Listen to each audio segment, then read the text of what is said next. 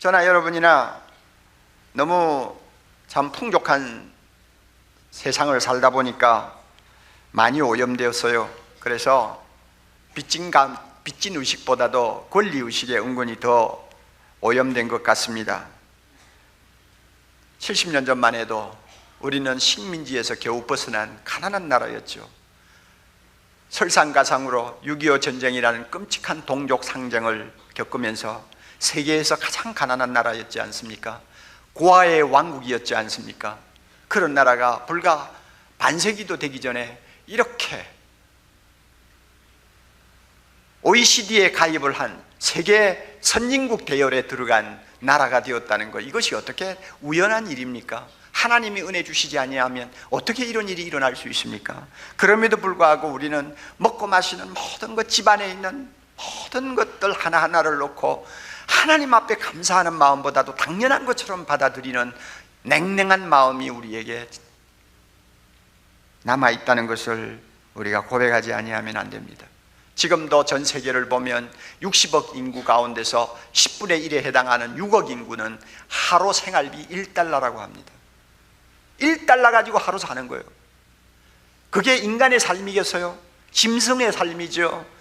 죽지 못해 사는 삶이죠. 우리도 6.25 때 겪어봤잖아요. 1달러 가지고 하루 입에 풀칠하면서 사는 거예요. 이런 사람이 오늘도 지구상에 6억 내지 10억이 존재한다 그 말이에요. 전기가 없는 사람들이 20억이 넘어요. 식수시설이 안 되어가지고 아무거나 퍼다 마시는 사람들이 10억이 넘는다고 그래요. 이렇게 끔찍한 삶을 하루하루 살아가고 있는 많은 사람들이 있는데, 이 조그마한 한반도에서 우리가 이만큼 먹고 마시며 여유를 가지고 살 수 있다 하는 것, 이게 어떻게 당연히 여겨야 되는 문제입니까? 하나님의 은혜 아닌가요? 아무리 사소한 것이고 아무리 낯익은 것이고 날마다 경험하는 것이라 감동이 별로 없는 것이라 할지라도 이것을 당연하게 여기고 넘어가면 안 된다는 것입니다. 여러분, 종합병원에 한번 가보세요. 병원에 가서 병원 안에 있는 간판을 다 돌아다니면서 한번 읽어보세요. 그리고 그 안에 어떤 병에 대한 진료 과목들이 있는지, 그리고 한번 의사를 만나면 그 의사가 다루는 병이 몇 가지나 되는지 한번 여러분 한번 생각을 해본 일이 있나요?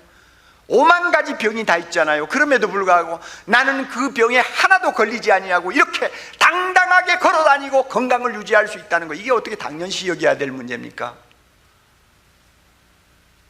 손가락 하나를 이렇게 꼽아보면서도 하나님 앞에 감사해야 될 일이 얼마나 많아요. 아무것도 아닌 것이지만은 하나하나 뜯어보면 절대로 당연시하고 넘어갈 일이 아니에요. 그래서 체스터턴이라고 하는 사람의 말을 저는 공감합니다. 나의 주된 인생관은 모든 것을 감사함으로 받고 당연한 것으로 여기지 않도록 연습하는 것이다 그랬어요. 다시 한번, 나의 주된 인생관은 모든 것을 감사함으로 받고 당연한 것으로 여기지 않도록 뭐 하는 거라고요? 연습하는 것이다 그랬어요. 범사에 감사하려면 우리 모두 이와 같은 자세를 배워야 합니다. 좋은 일에도 감사해야 합니다. 나쁜 일에도 힘들지만 감사해야 합니다. 그리고 날마다 누리는 것들, 당연한 것들을 놓고도 감사할 수 있어야 합니다. 이럴 때 우리 모두가 범사에 감사할 수가 있습니다. 한 가지 여러분 알아두세요. 범사에 감사하는 일은 은혜의 산물이죠, 노력의 산물이 아닙니다. 다시 말씀드리면 은혜를 받아야 가능한 것이지 노력한다고 되는 것 아닙니다.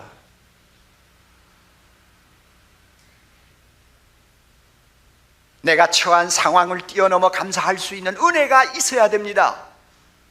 내가 당하는 모든 일을 앞에 놓고 하나님 앞에 할렐루야 할 수 있는 어떤 은혜가 내 안에서 치밀어 오를 때 그런 일이 가능한 것이지, 내가 애를 쓰고 그냥 노력하고 결심하고 연습한다고 되는 거 아니라 그 말이에요. 뭐가 있으니까 가능한 거죠. 그러면 뭐가 있는데 이게 뭘까? 데살로니가 전서 후서를 가만히 읽어보면 대답은 하나뿐이에요. 데살로니가 교인들이 핍박을 받는 과정에서도 범사에 감사할 수 있었던 이유가 뭐냐? 한마디로 구원의 은혜였습니다.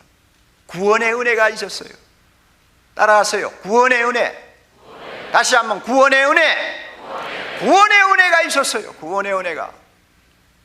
데살로니가전서 1장 9절 10절에 보면 데살로니가 교인들은 바울을 통해서 복음을 듣고 나서 어떤 사람으로 변했느냐 하면은요, 이렇게 변했어요.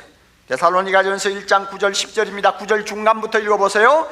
너희가 어떻게 우상을 버리고 하나님께로 돌아와서 사시고 참되신 하나님을 섬기며 또 죽은 자들 가운데서 다시 살리신 그의 아들이 하늘로부터 강림하심을 기다린다 하니, 이 말씀을 다시 한번 설명하면 이것입니다. 데살로니가 교인들은 예수를 믿고 나서 과거에 우상 숭배하던 거 다 회개하고 버렸어요. 그리고 살아계신 하나님 앞으로 돌아와서 하나님을 섬기는 구원받은 사람들이 되었습니다. 데살로니가 교인들은요, 구원받은 사람이 되었어요. 구원의 은혜를 얻었습니다. 그리고 더 나아가서는 예수님이 재림하실 때 그 예수님과 함께 들어가서 영원히 살 하나님 나라의 영광을 바라보고 사는 사람들이 되었습니다. 데살로니가 교인들의 배후에는 이런 구원의 은혜가 있었어요. 구원의 은혜가 있었어요. 그렇기 때문에 그 은혜를 힘입으면 범사에 감사할 수 있다는 것을 지금 하나님이 말씀하시는 것입니다. 우리가 세상에서 당하는 것, 이런 일 저런 일, 그저 다 땅에서는 중요하게 보이는 일이지만 내가 들어갈 하나님 나라의 영광에 비추어 보면 그거 잠깐 지나가는 꿈과 같은 것이라고 말이요. 그러므로 좋은 일을 당해도 주여 감사합니다. 나에게는 하나님 나라가 있으니까요. 주님, 이렇게 슬프고 아픈 일을 당해도 주님 감사합니다. 하나님 나라 들어가면 이 모든 것들이 다 꿈에 본듯 잊어버리게 될 테니까요. 하나님 감사합니다. 데살로니가 교인들은 그렇게 하고 살았어요.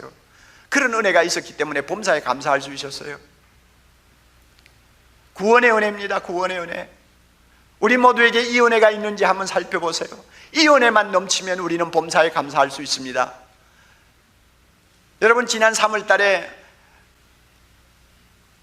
6가족 25명인지 22명인지 하는 그 많은 사람들이 북경에 있는 스페인 대사관으로 막 몰려 들어갔잖아요. 탈북자들이에요. 들어가서 그들은 한국행 망명을 요청했습니다. 그리고는 성명을 발표했어요. 며칠 동안 그들은 엄청난 절망에 빠져 있었고 처벌의 공포에 시달리고 있으니 살려달라는 것입니다. 대사관 안에서 기다립니다. 자, 북한으로 다시 끌려가서 죽을지 아니면 한국으로 와서 이제는 새로운 인생을 시작할지 갈림길에 서 있었어요. 그 며칠 동안 그 사람들이 얼마나 불안해했겠어요. 생사의 기로에 서 있었잖아요. 그런데 며칠 후에 통보가 왔어요. 한국행이 결정되었다 하는 것입니다. 그랬을 때 그 사람들의 마음에 제일 처음으로 찾아온 감정이 뭐였겠어요? 살았구나, 살았구나. 그렇죠? 살았구나. 이제는 한국으로 가게 되었구나. 며칠 후면은 한국에 가겠구나. 자, 그렇게 자기 자신이 구원받고 한국으로 향할 수 있는 소망이 생기자마자 그들은 모든 보는 것이 다 달라지고 생각하는 것이 달라졌습니다. 틀림없어요. 내가 그 자리에서 경험하지 않아도 다 환히 손바닥을 보듯이 알 수 있어요.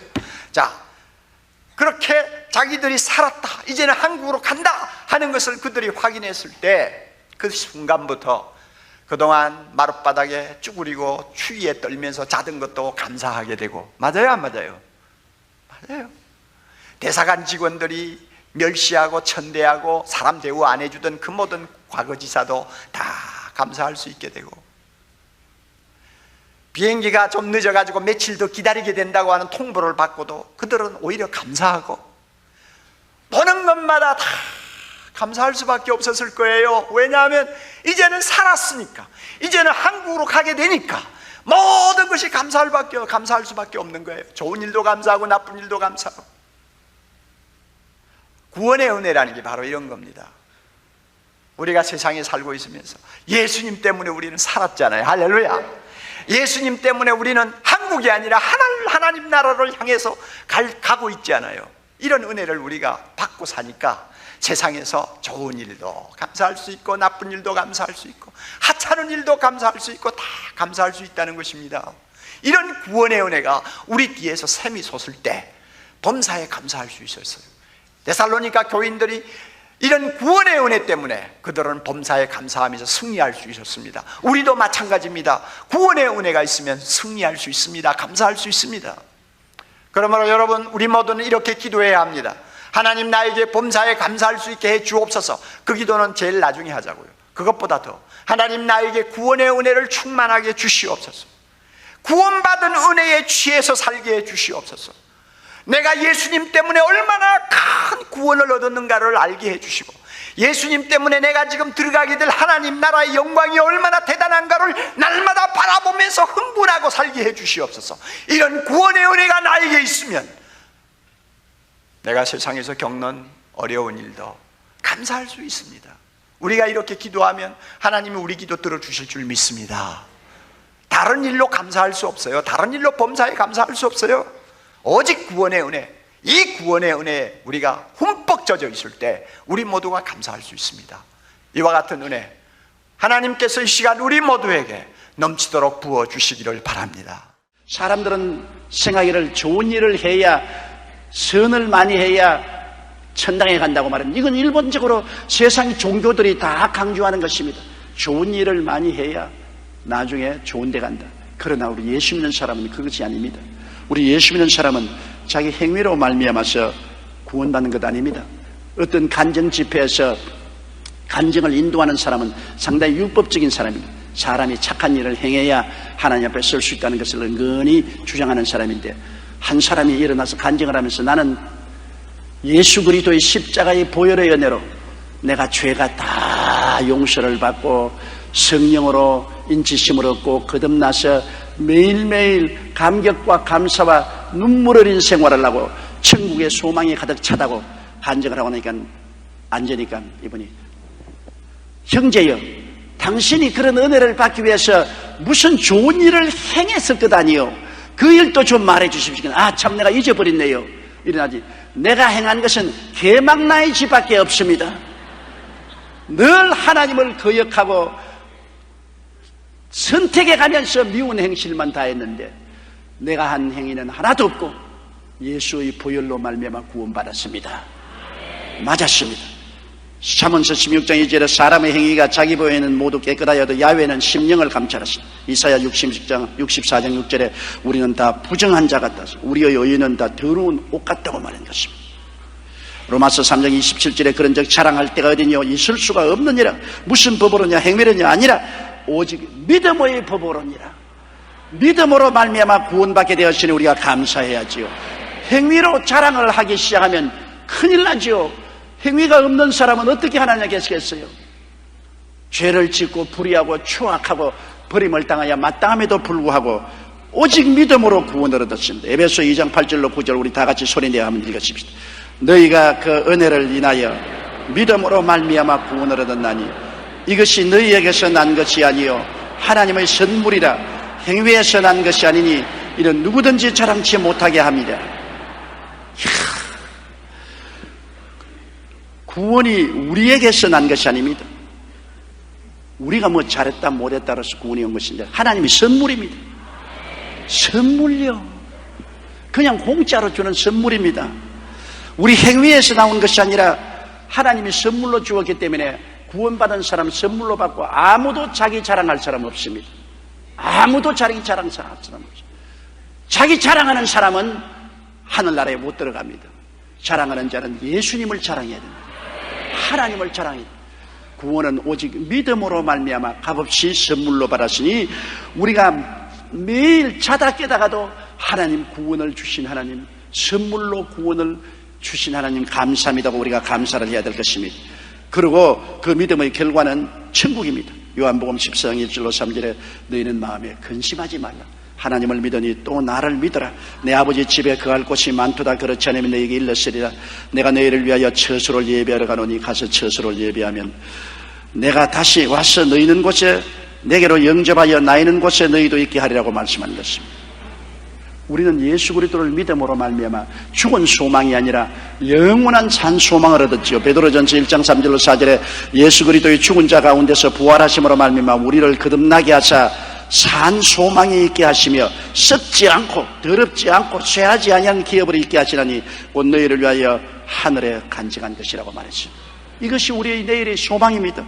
그곳에는 모든 눈물을 눈에서 씻기심에 다시 사망이 없고 애통하는 것이나 고가는 것이나 아픈 것이 있지 아니하리니 처음 것들이 다 지나갔었습니다.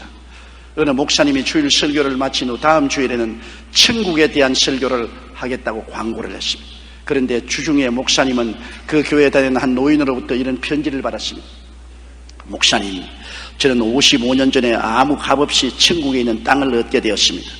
그러나 저에게 그 땅을 주신 분은 저를 위해 엄청난 대가를 지불하고 몸을 찢고 피를 흘려서 천국 내가 있을 땅을 사주셨습니다.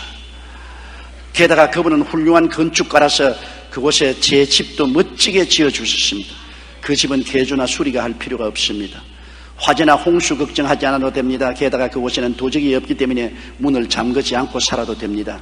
내 집이니까 쫓겨날 걱정도 없습니다. 제가 사는 이곳과 천국 사이에는 원래 죽음이라는 깊은 어두움의 골짜기가 있었는데 오래전에 그분이 죽었다가 부활하심으로 어둠도 다 몰아내어주고 광명한 길로 만들어 주셨습니다. 목사님, 저는 천국에 대한 생각만 하면 얼마나 감사한지 모르겠습니다. 제가 이 편지를 쓰는 이유는 이제 제 몸이 너무 약해서 다음 주일날 교회에 참석하지 못하고 다음 주일 전에 이 세상을 떠날 것 같습니다. 혹시 목사님께서 설교하실 때 제가 없을지 모르지만 천국에서 다시 만나기를 바라며 목사님께 마지막 편지를 올립니다. 얼마나 소망찬 편지입니까? 천국에 땅이 있고 집이 있고 주님이 기다리고 계시고 그 영광 가운데 가서 목사님을 기다리겠다는 이분의 간증의 편지는 죽음을 앞두고 있는 사람치고는 얼마나 아름다운 편지입니까? 여러분, 우리가 감사해야 될 것은 우리에게 산 소망이 있다는 것을 알고 끊임없이 감사해야 돼요. 우리 개개인이 감사할 것이 얼마나 많겠습니까만 예수 믿는 사람으로서 공통적으로 감사할 일을 오늘 저는 여러분과 함께 생각해 보는 것입니다. 감사는 할수록 하나님과 가까워지고 불평은 할수록 하나님으로부터 멀어지는 것입니다. 감사는 하면 할수록 감사한 일이 생겨나는 것입니다. 옛날 독일의 재무장관을 지냈던 마르티 바덴의 이야기를 읽고 저는 큰 감동을 입었습니다. 그는 원래 자유주의 사상을 지녔던 사람이었는데 전문 시절 집권 세력인 극보수파에 밀려나는 바람에 무척 많은 고생을 했습니다. 한 번은 어느 지방에 여행을 갔다가 돈이 없어 싸구려 여관에 하룻밤을 묵었는데 다음날 아침에 일어나 보니 도둑이 와서 자기 구두를 훔쳐가 버리고 말았습니다. 그는 어찌나 화가 나든지 그 도둑놈에게 있는 욕 없는 욕을 다 퍼부고 저주를 했습니다. 그리고도 성이 안 차서 이제 하나님을 원망을 해요. 하나님도 무심하시지. 어떻게 나처럼 가난한 사람이 구두를 훔쳐가도록 뻔히 보시면서 내버려 놓았습니다. 자기가 구두 한 수 잘못해놓고 난 다음에 잊어버린 것 하나님께 원망을 했습니다. 마침 그날은 주일이었는데 여관 주인은 화가 난 마르티를 달래가며 그러지 말고 함께 교회에 가자고 했습니다. 여보, 당신 알다시피 맨발을 벗고 내가 어떻게 교회 가요? 이 추운 날에 맨발을 벗고 내가 쩌벅쩌벅 교회 가란 말이요. 여관 주인이 창고에서 낡은 신발 하나를 꺼내주면서 이거 신고 가십시다. 할 수 없이 그는 여관 주인 따라 교회에 가서 앉았는데 마침 자기 옆자리에 앉은 사람이 누군지 압니까? 두 다리가 없는 불구자가 옆자리에 앉아 있습니다. 그런데 이 두 다리가 없는 불구자는 누가 오든 말든 상관하지 않고 열심히 기도를 하고 있는데 옆에 앉아 기도를 들어보니까 하나님, 저를 돌보아 주시고 은혜를 베풀어 주시고 이 상방한 세상에서 소망을 가지고 살게 해주시니 너무나 감사합니다. 다리가 없어도 이렇게 주일 교회에 나와서 예배를 드리게 해주니 감사하고 다리가 없으니 신발 신을 걱정이 없어서 감사합니다. 자기 보고 한 말 같습니다. 너무나 그 불구자의 기도에 충격을 입고 그는 얼굴이 화끈히 달아오르면서 그 자리에 무릎을 꿇었습니다. 하나님, 이 사람은 두 다리가 없어도 이렇게 감사하는데 나는 두 다리가 멀쩡한데도 감사하지 않고 오히려 구두 훔쳐간 사람을 저주하고 하나님을 원망했으니 얼마나 부끄러운 일입니까? 아버지 하나님, 나를 용서해 주시고 여태까지 감사하지 못하고 살은 죄를 회개하니 용서해 달라고 했습니다. 그래서 그 다음 그는 기도를 계속했습니다. 하나님, 두 다리 있는 것을 감사합니다. 이분은 두 다리가 없는데도 감사하는데 나는 두 다리가 있으니 얼마나 더 감사합니까? 신발을 잃어버린 것도 감사합니다. 왜냐하면 더 좋은 신발 주시려고 낡은 신발을 가져가셨으니 이제 좋은 신발 주실 것을 믿습니다. 그날 이후로 마르티는 범사에 감사하는 삶을 시작했습니다. 그러자 그 인생이 점점 변화되어 마침내 독일의 재무장관으로서 국가에 크게 봉사하며 국민에게 존경받는 정치가가 될 수 있었습니다. 잃어버린 구두에 감사하자 그 잃어버린 인생을 찾게 된 것입니다. 항상 기뻐하라. 쉬지 말고 기도하라. 범사에 감사하라. 이는 그리스도 예수 안에서 너희를 향하신 하나님의 뜻이니라고 말한 것입니다. 어떠한 상황에도 감사를 잃지 말아야 합니다. 감사는 하면 할수록 감사할 일이 더 많이 생깁니다. 서펄전 목사님은 설교할 때 이런 말을 했습니다. 촛불을 보고 감사하라. 전등불을 주실 것이다. 전등불을 보고 감사하라. 그러면 달빛을 주실 것이다. 달빛을 보고 감사하라. 그러면 태양을 주실 것이다. 태양을 보고 감사하라. 그러면 촛불도 전등불도 달빛도 필요 없는 천국을 주실 것이라고 말씀했습니다. 여러분, 우리가 이 세상에 살면서 개인적으로 무수히 감사할 건 많겠지만은 예수 믿게 된 것이 제일 감사하고, 잃어버린 나를 찾아서 정체불명의 사람으로 살지 않고 하나님의 자녀로서 오중복음으로 옷 입고 삼중축복으로 두루마기를 걸치고 당당하게 살아갈 수 있으니 너무나 감사하고, 아무리 죽어도 천국의 영원한 소망에 있어 눈물과 근심과 탄식과 이별하는 것이나 고가는 것이나 앓는 것이 없는 천당에서 살 것이니 감사할 것밖에 없는 것입니다. 우리는 이 기본적인 것을 마음속에 간직하고 항상 감사하며 크고 작은 일에 우리 주님께서 우리의 짐을 짊어져 주시고 우리의 일을 해주시고, 우리가 주님께 엎혀서 강물을 건너고 안겨서 사막을 지나갈 수 있으니 늘 주님을 바라보고 감사 찬양하며 살게 되시기를 주님 이름으로 축원합니다. 42절을 보십시오. 마세야 스마야 엘르아산 우시 여호나난 말기야 엘람 에셀도 함께 있었습니다.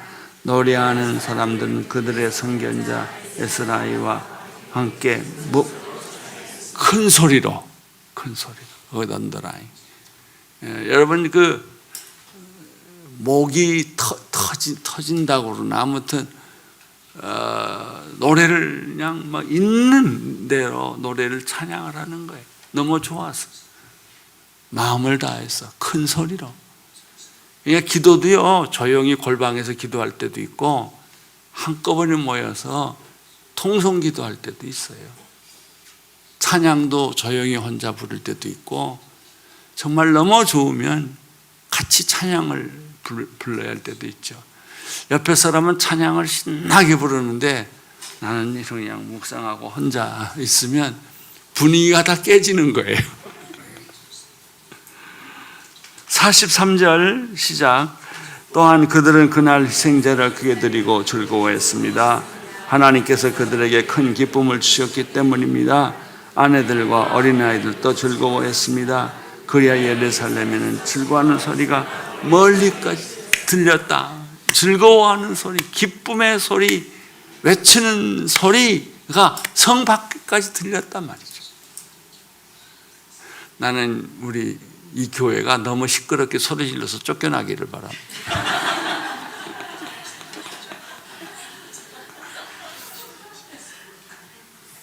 이 한국 외국에서 사는 애들은요, 특별히 유럽 같은 데 가보면 그 사람들은 애들을 절대 신뢰 안 하게 조용히 키우잖아요. 우리 애들은 동서남북으로 뛰니까 그 다 부셔놓고, 그래서 교회를 쫓겨나요. 그런 일을 내가 몇 번 봤어요. 그러니까 애들처럼 그렇게 동서남북으로 뛰는 게 아니라 찬양하며 기도 소리가 높은 그런 예배, 이런 것을 사모하는 것입니다. 여인들도 어린아이까지 즐거워했다 했습니다. 44절 시작. 그리고 그 예물과 젖수확과 11조를 모아두는 창고로 맡을 사람들을 임명해 제사장들과 레위 사람들을 위해 율법에 정해질 몫을 여러 성들에서 거둬들이도록 했습니다.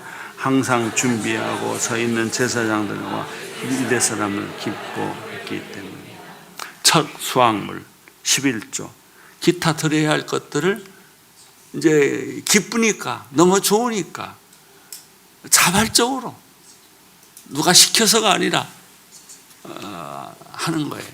여러분, 자기가 좋으면 못하는 게 없어요. 우리가 돈은 필요가 없지만 마음은 그렇지 않아요. 내 몸까지 드리고 싶어요. 그래서 어느 그 예배 때 헌금 시간에 헌금이 없기 때문에 어떤 조그마한 어린아이가 앞으로 걸어 나오더니 그 헌금 그 놓는 보통 여기 있지 않습니까? 거기 자기가 올라갔어요. 이렇게. 내 몸을 드립니다.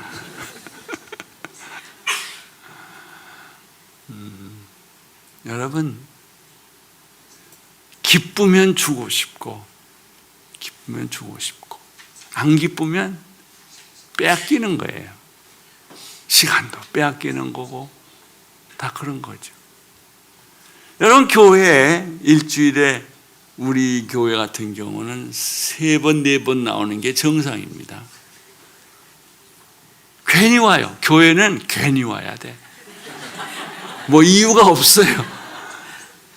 우리는 교회에서 점심을 2,500원짜리 팔기 때문에 그거 먹으러도 동네 사람도 아파트 수위들 다 와요. 우리 교인은 여기 왜 오셨냐? 나 점심 먹으러 왔다고. 좋으면, 자기가 좋으면 그 얼굴에 표가 나고 그렇게 그 성전에 자꾸 들락날락 하는 거예요. 주님의 교회. 여러분에게도 그런 축복이 있기를 바랍니다. 45절 노래하는 사람들과 성정 문지기들은 다윗과 그 아들 솔로몬의 명령에 따라 그들의 하나님을 섬기는 일과 정결하게 하는 일을 수행했습니다. 2가지예요. 하나님 섬기는 일, 2번째 정결하게 하는 일. 제가 군대에 있을 때 병장이 하나 있었는데, 내가 1등병 때 이 사람이 그 교회 전도사격이에요. 아마 신학교를 졸업한 것 같아요. 이 사람이 토요일만 되면 걸레를 들고 혼자서 이 제단의 마루를 1시간을 닦아요. 기도하면서 눈물을 흘리면서. 그리고 절대 이 자리는 누구한테 못 뺏긴다는 거예요. 제가 그 모습을 보고 참 감동을 했어요. 이 사람은 정말 하나님의 집을 사랑하는구나. 그러니까 교회 구석구석에 먼지가 없어야 돼요. 내가 너무 닦아서 요건 내 거, 저 기둥은 내 거, 요 기둥은 내 거. 그래가지고 교회는 월급 받는 직원이 관리하는 데가 아니에요. 성도들이 하는 거예요. 쓰레기도 성도들이 줍고 청소도 성도들이 하고, 그렇게 하다 보면 내 마음이 정결해지기 시작해요. 몸으로 봉사해야 돼요. 유년주일학교 중고등부 선생도 자원해서 하고. 왜 그걸 못하냐 하면 주일날 딱 2시간 예배 드리고 어디 갈 생각을 하니까. 나는 주일날 딱 할 일이 없다 라고 생각하면 교회에서 하루 종일 사는 거예요. 그래서 우리가 어렸을 때부터 교회에서 하루 종일 살았잖아요. 야단 맞으면서. 여러분, 하나님 사역도 하나님의 일이에요. 찬양도 하나님의 일이에요. 봉사도 하나님의 일이에요. 뭔가 하나님의 집을 위해서 내가 희생하고 봉사하는 일이 필요해요. 이스라엘 백성들이 그 성벽을 쌓고 성전 안이 너무너무 더러운 걸 알고 자신에서 들어가잖아요. 그리고 거기를 깨끗하게 청소하잖아요. 그래요. 교회가 그런 거예요. 여러분 성만찬 하셨죠? 몇몇 사람들은 그 성만찬 한 거를 다 닦고 뒷정리해야 돼요. 우리 교회에 옛날에 환경부 차관이 한 분 계셨는데 차관 되기 전에요. 이 부부가 새벽 기도를 꼭 와요. 아들은 의사인데 암에 걸려 죽게 됐어요. 그런데 이 사람이 새벽 기도 끝나자마자 봉투하고 집게를 들고 교회 그 청소가 안 되는 부분에 가서 쓰레기 이걸 30분 동안 계속 하는 거예요. 그래서 내가 물어봤어요. 아니 왜 그러십니까? 아니요 그냥 뭐 좀 하고 싶어서 이렇습니다. 누가 시키지도 않았어요. 그리고 몇 달 지났는데 신문에 환경부 차관이 그 사람 이름이 났더라고요. 환경부 차관이 되고 싶은 사람은 청소 많이 하세요.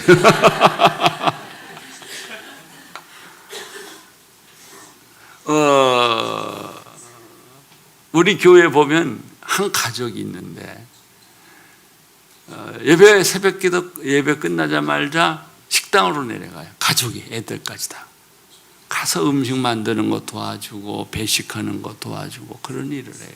그건 누가 시킨 것도 아니에요. 혼자서 그렇게 해요. 나는 그렇게 교회를 봉사하는 사람들 잊을 수가 없어요.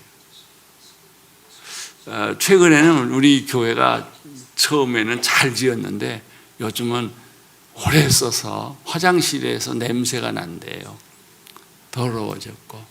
그랬더니 한 자매님이 이 화장실을 내가 좀 고치면 안 되겠어요? 아예 요즘 뭐 생활이 다 어려울 텐데 그걸 어떻게 합니까? 그랬더니 나한테 한번 맡겨보세요. 그래서 그 화장실을 전부 다 새 타일로 바꾸고 이제 그렇게 하신 거예요. 이 하나님 집에 대한 애정, 이것은 하나님에 대한 애정이에요. 섬기고 닦고 청소하고. 그래서 하나님의 집에는 거미줄이 없고 그래야 돼요. 내가 우리 이 교회 1층에서 2층으로 내려가는 길에 보면요, 그 문이 있지 않습니까? 밑에는 잘 닦았는데 보면 문 위에 올라갈 때 잘 보이거든요, 여러분. 거기는 먼지가 아직 끼어 있어요. 그것도 없어야 돼요. 왜? 너무 우리가 청소를 많이 해서. 그래서 토요일 날에는 걸레를 다 하나씩 들고 교회에 모여서 교회 구석구석까지 의자까지 다 닦는 거예요. 그게 신앙 고백이에요. 거기에 기쁨이 있어요. 여러분, 여러분의 삶이 축제가 되기를 축원합니다.